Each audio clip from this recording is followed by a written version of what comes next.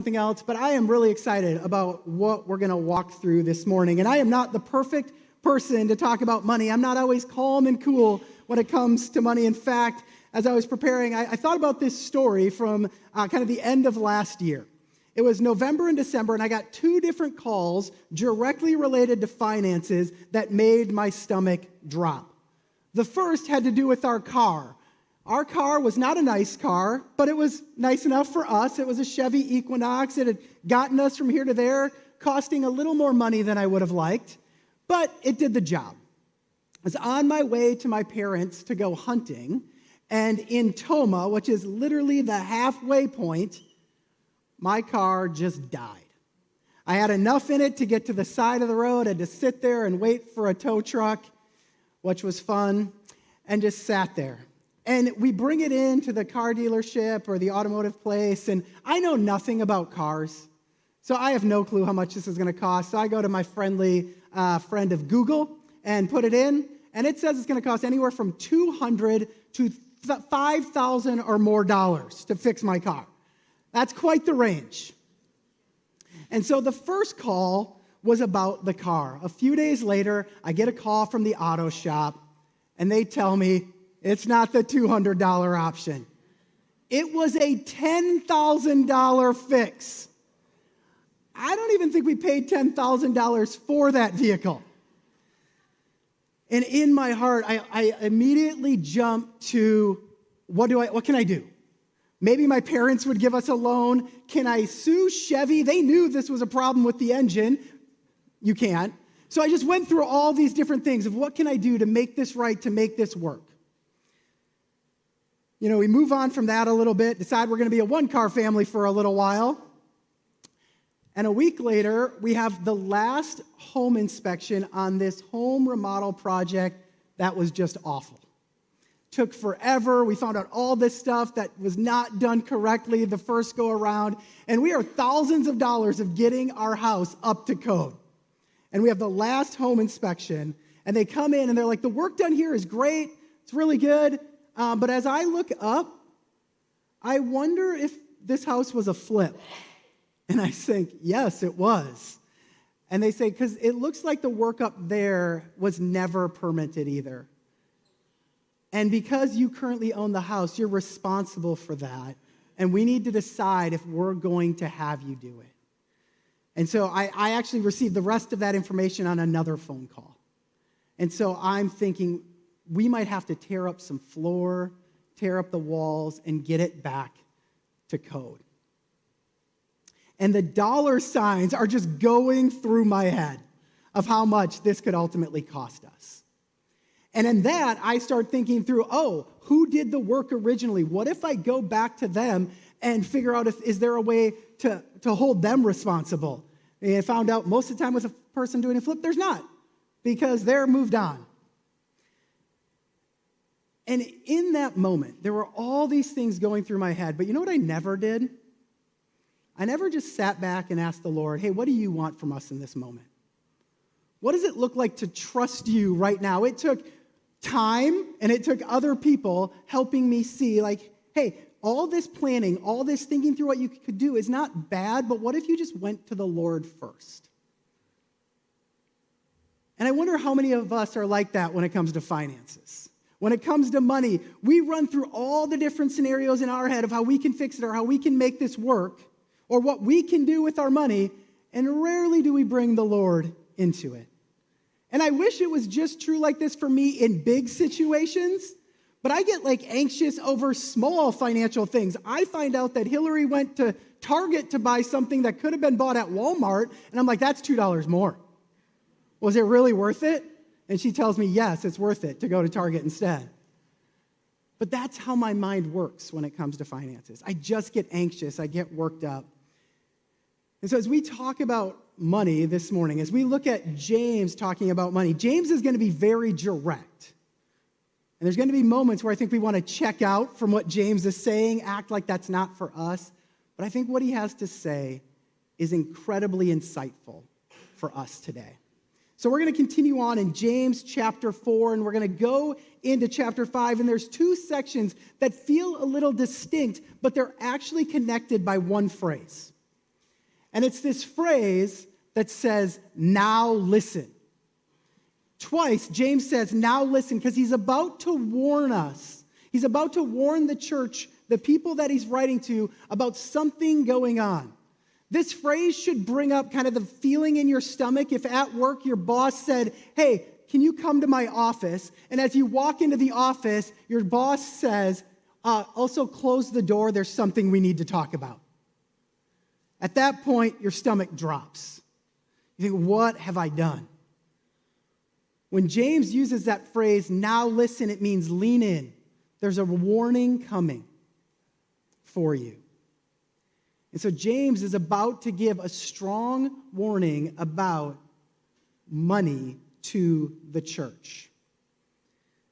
And so we're going to pick up in chapter 4, verse 13, when he says this. He says, now listen, you who say today or tomorrow we will go to this city or that city and spend a year there, carry on business, and make money.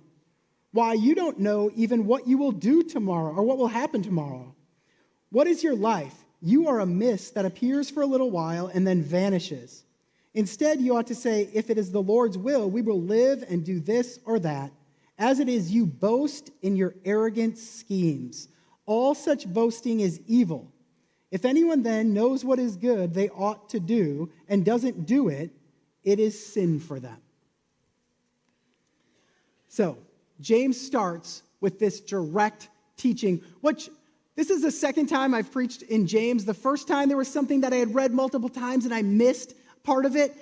I have read this section of James multiple times before, and I didn't see the connection to money here. I thought it was something about planning, and when planning goes bad. But if you notice it, James says that you're going to go this place or that, carry on in business, and make money.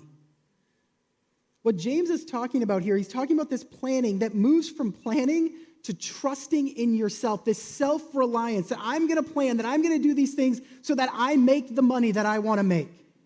And James's response to that is, you're a mist. Who are you to make these plans? You're here today and gone tomorrow. Why are you relying on yourself? And he goes on to even say, you boast in your arrogant schemes. You make these plans, and then you get to a point where you think, look at what I did. I'm the one who's provided all of this. It's me. You give yourself the little pat on the back. I did it. Great job. And James is warning against that because he knows how easy it is when it comes to wealth and money for us to move from relying on God to relying on ourselves, both in how we plan to get money and how we plan to use it. It's easy for us to slide into self-reliance. And as I was thinking about this, I was thinking there's kind of three different options that we can have with how we treat finances. How do we bring the Lord in, if at all? And I think the first one that's maybe the most common in the church is that we plan and then we ask God to approve it. Like we make a plan, like, hey, this seems like a really good idea. And then we're like, I know God's supposed to be a part of this somewhere. And so before we do it, we just ask him to kind of give his stamp of approval. Like, hey, I want to do this. Here's my case, God. And you just think God's going to do it. What normally happens then is God always says yes. You plan, God always approves. So then what starts to happen is you plan and then you approve. Because why have the middleman anymore? Why have God in there approving what you know he's already going to approve? You just move forward. This is where it becomes arrogant. You think, I don't even need to go to God. He really trusts me with my finances. I know what I'm doing. But what if there was a third option? I think this is what James is pointing to, is this third option where God directs, but we don't step away and not do anything. But under God's direction, we plan alongside him how we are going to use, how we are going to get money, how we're going to do that. So a simple example from our life, back when we were living in Minnesota, we didn't have a ton of money a lot of the time we were there, and there was this one month where I was doing our budget, and I found out there was this thing we were paying for that we weren't going to have to pay for anymore, and we had $60 every month that we didn't have before. And I thought, this is amazing, because I had long desired to have cable TV. This is back when you didn't just get everything from Netflix and other streaming services. You needed cable. And I was living in Minnesota where I couldn't watch the Packers, and I wanted to watch the Packers and other things. I'm sure I spiritualized it too, but that's really what I wanted. And it cost like $59.99 a month. And I was like, this is perfect. God created the window for $60. I am going to get cable. And I think I ran through the, God, will you approve this? Here's why. I'm going to host people. We're going to have people over to watch these games. I had a great reason for why we should do it. And the morning the cable company is supposed to come, I'm sitting there in my time with the Lord, and this sermon pops into my head where the lead pastor talked about how what he did with his kids as they were growing up, him and the wife each took each kid on a date each month. So the mom took the son and the daughter, and the dad took the son and the daughter, and he said it was the best use of our money that we'd ever had. And I thought, come on. I probably need to ask the Lord if I should do this then. And so I go back, and it's almost like I jumped to the third option. Finally, God brings it before me. I was like, God, what do you want us to do with this $60? It seems trivial. It's only $60. And really quickly, he's like, you should do the date thing. I think, come on. So I call Hillary, get her opinion, call her, and she immediately, who's spiritually sometimes more attuned than I am, says, yeah, we should do the date thing. That seems like a better use of our money. And honestly, this past week, I just did both dates with my kids. We have been doing it now for 8 years. Kate and I had a great conversation over dumplings, Chinese dumplings, of what's going on in her life. Yesterday, I went with Elijah. I embarrassed myself in a batting cage. I thought I'd be really good. I was not. But those are memories that we can have with our kids. I would not trade that for anything. It was the best use of that money. Now, if you have cable or spend $60 a month on all the different streaming services out there, this isn't a condemnation on that at all. It was just a reality for me that I had not even brought the Lord into the discussion.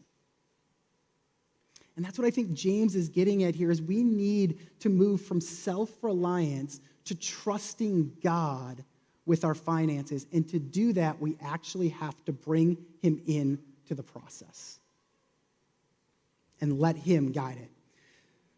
Now, it would be convicting enough for me if James stopped there, but he keeps going. So we're going to pick up in chapter 5, where he says, now listen again. So lean in. I got one more thing for you here. He says, you rich people weep and wail because of the misery that is coming to you. Deep breath, right? Your wealth has... Sorry, I have to say this. Your wealth has rotted, and moths have eaten your clothes. Your gold and silver are corroded. Their corrosion will testify against you and eat your flesh like fire. Another deep breath. You have hoarded wealth in these last days. Look, the wages you failed to pay the workers who mowed your fields are crying out against you. The cries of the harvesters have reached the ears of the Lord Almighty. You have lived on earth in luxury and self-indulgence. You have fattened yourselves in the day of slaughter. You have condemned and murdered the innocent one who is not opposing you. So we move to this next warning. And it's a warning. If the first warning was a warning against self-reliance, this one is against self-indulgence. It's spending my money on myself. It's how do I get and accumulate more? And here's the reality. Most people, when you start talking about greed, think this is a great topic for someone else. There's always someone else more greedy than me. Pastor Tim Keller, who passed away recently, he gave a sermon series on the 7 deadly sins. And he said the lowest attended one was the one on greed. And the one where almost nobody came up to confess sin to him was the one on greed. And he has this quote from one of his books that I love. He says this.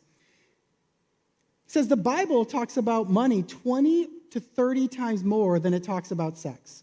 Why? Because money's spiritual power blinds us to itself. When people are committing adultery, they know they're doing it, but hardly anyone who loves money too much knows they do.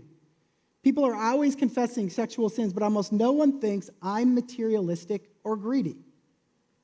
Goes on to say, but if A, the Bible continually warns us about the danger of materialism, yet almost no one thinks they're guilty of it, then C, it means a great number of people are blinded to and by the power of money in their lives. The only responsible thing to do is to go on the working hypothesis that we are all infected by materialism and greed and must be on watch for it. If materialism is this insidious and stupefying, it's like a lot like alcoholism. Maybe the best sign of materialism is this: you aren't even willing to admit the possibility that you are enslaved to greed. I listened to a sermon on Tim Keller talking about greed, and I thought maybe we should just have him talk about it this morning and just play it.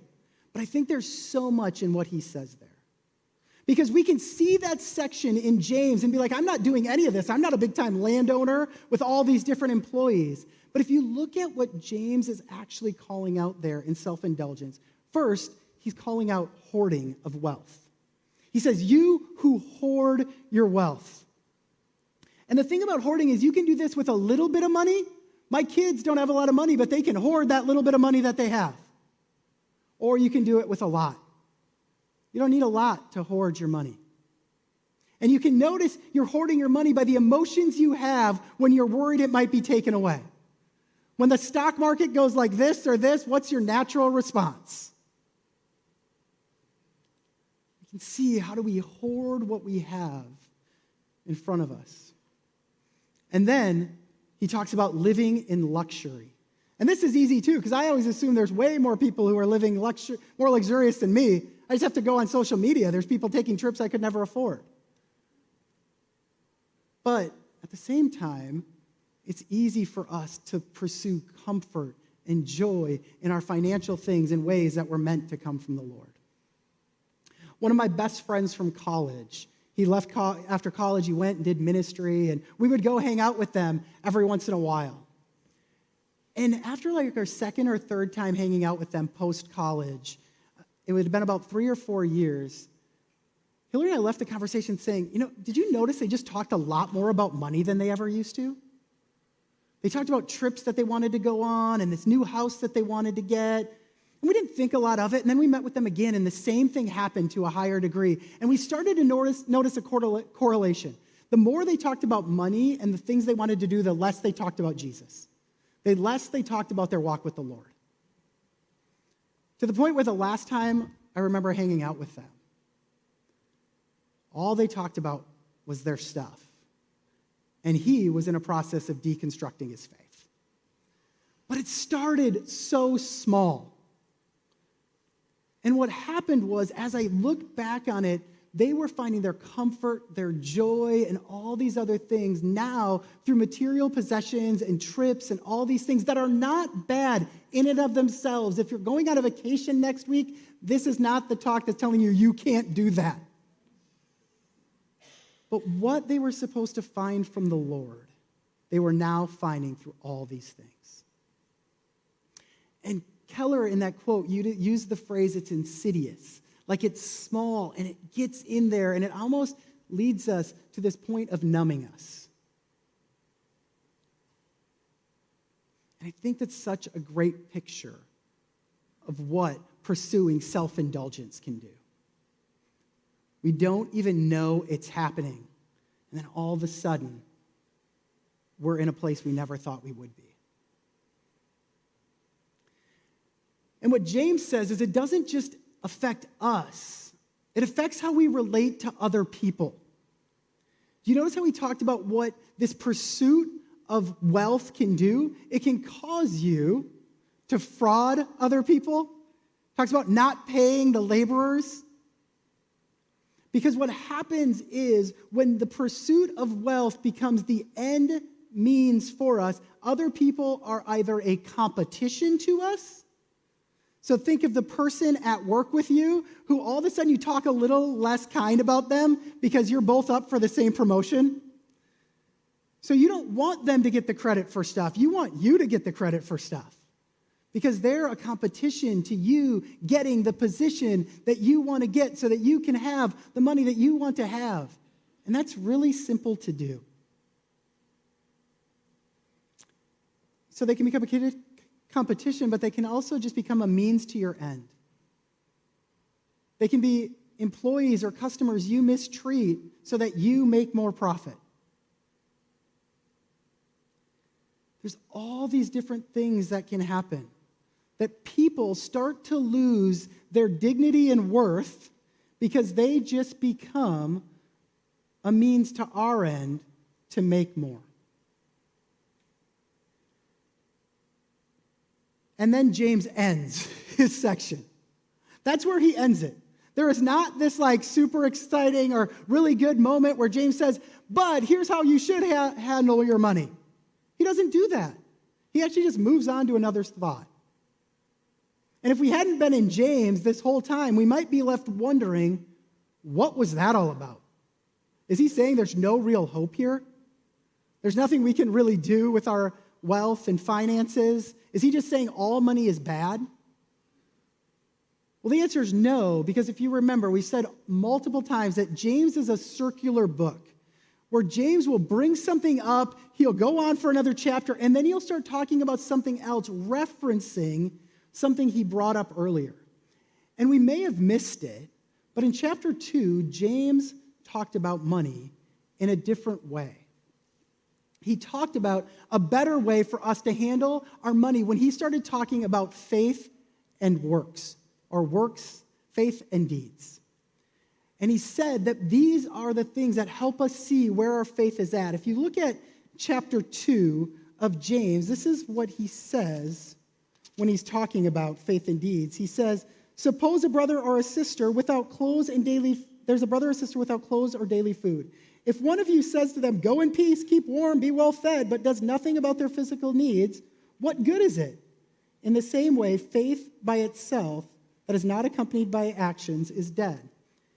James, when talking about faith that is authentic, faith that is genuine, he actually uses a material example of how our faith can be lived out. He says, if you just look at somebody in wealth who or somebody in need and are like, well, good luck. I wish the best for you, but I'm going to keep what I have. James said, what kind of faith is that? Because what James would say is faith is just the example is the reality of trusting God. But too often now we think faith is simply trusting God with your salvation, which is 100% true. Don't take that and make me say that it's not. Faith is 100% trusting God for your salvation, but it's actually trusting God with all of your life. Genuine faith is faith that gives its full allegiance to Jesus and says, what you have for me is what I want to do. And so James says that kind of faith that gives Jesus our full trust, our full allegiance, should have an outworking that's different. And so what he says is that outworking, in his example, the deed, would be to help the brother or sister in need. In a self-sacrificial way, because when you help someone, it comes from you. Like there is money, or there is time, or there is probably both that you are going to give up. But it's an outworking of this faith where Jesus has it all. And you've put your trust in him, and now he is working through you to see money in a whole different way. That it's a way to love and bless others. And there's actually a really interesting case study of a person like this in the Bible, and it's not the person you would expect it to be. It's a man named Zacchaeus. And so if you know the story of Zacchaeus, maybe it's from Sunday school when they talk about him being a wee little man, but there's a lot more to this Zacchaeus. And in Luke 19, we see the story of Zacchaeus. It says this: Jesus entered Jericho and was passing through. A man was there by the name of Zacchaeus. He was a chief tax collector and was wealthy. He wanted to see who Jesus was, but because he was short, he couldn't see over the crowd, so he ran ahead and climbed a sycamore fig tree to see Jesus. And since Jesus was coming that way, when Jesus reached the spot, he looked up and said to him, Zacchaeus, come down immediately. I must stay at your house today. So Zacchaeus came down at once and welcomed Jesus gladly. And the people who saw this began to mutter, Jesus has gone to be the guest of a sinner. But Zacchaeus stood up and said to the Lord, "Look, Lord, here and now I give half of my possessions to the poor, and if I have cheated anybody out of anything, I will pay it back 4 times that amount." And Jesus said to him, "Today salvation has come on this house, because this man too is a son of Abraham. For the Son of Man came to seek and save the lost." So why do I say Zacchaeus is a perfect case study for this idea of what James is building throughout his book? Well, if you notice, it says Zacchaeus wanted to see Jesus. He actually goes out his way. He climbs up a tree. He sees Jesus. Jesus then initiates.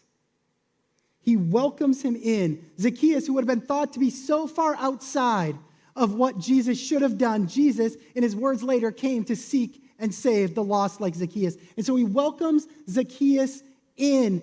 And all of a sudden, Zacchaeus' language changed to where he calls Jesus Lord.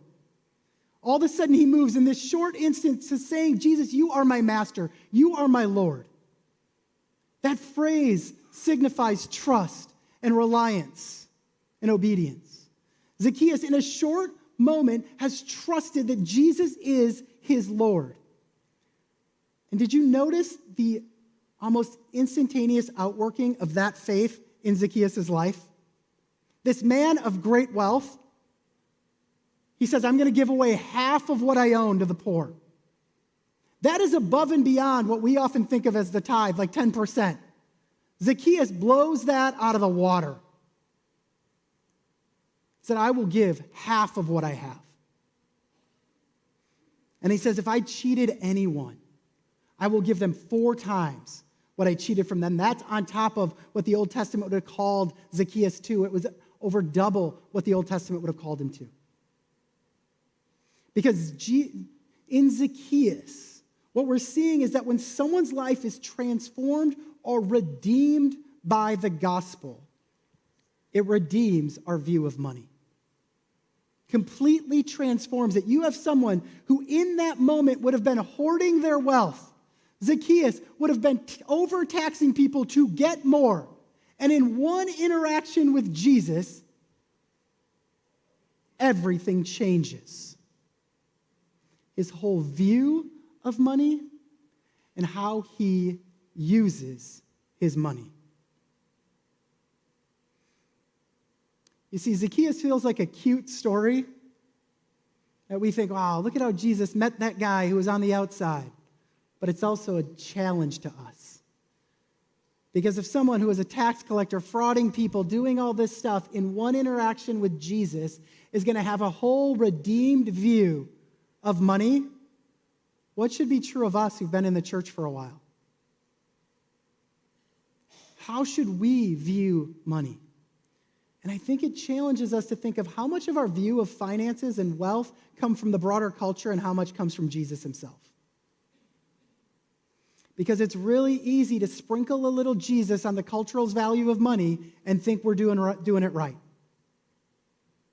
But Zacchaeus let Jesus transform everything. And what would be true of us if that happened? How would we view our finances?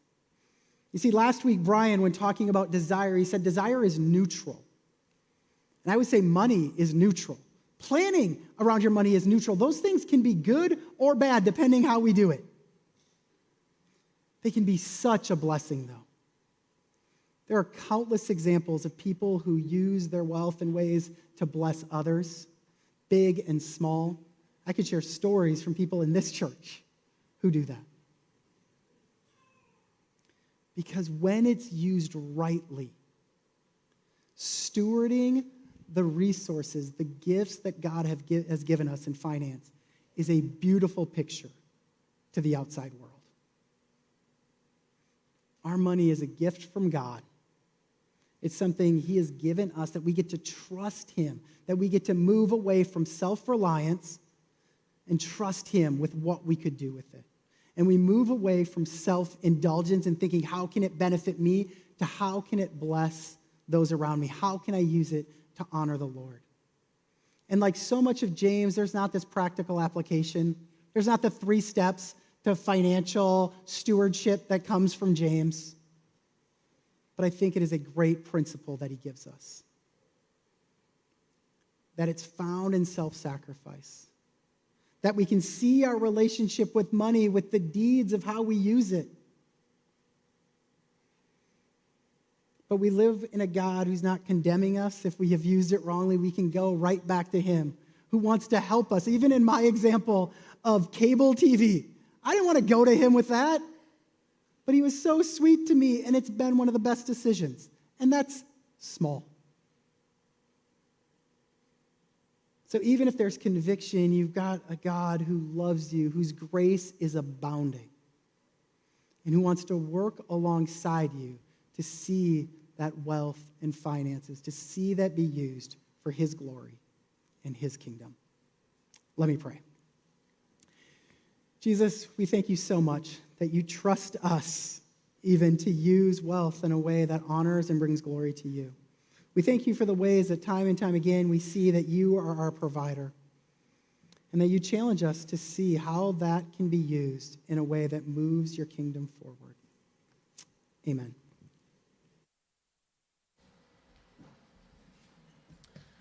Would you stand as we sing one more song?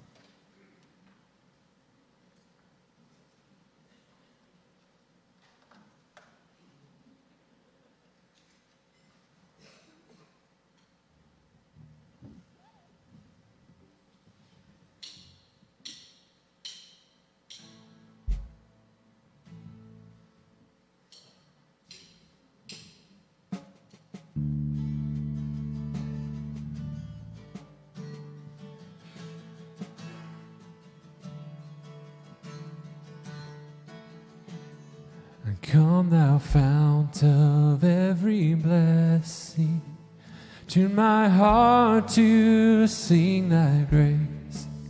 Streams of mercy never ceasing, call for songs of loudest praise. Teach me some melodious sonnet, sung by flaming tongues above. Praise the mount I'm fixed upon it, mount of thy changing love.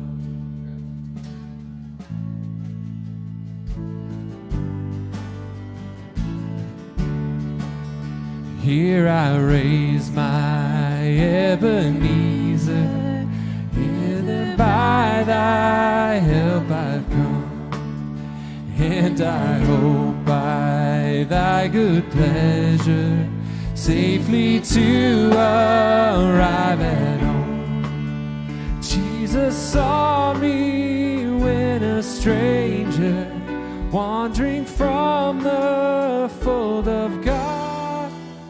He to rescue me from danger interposed his precious blood.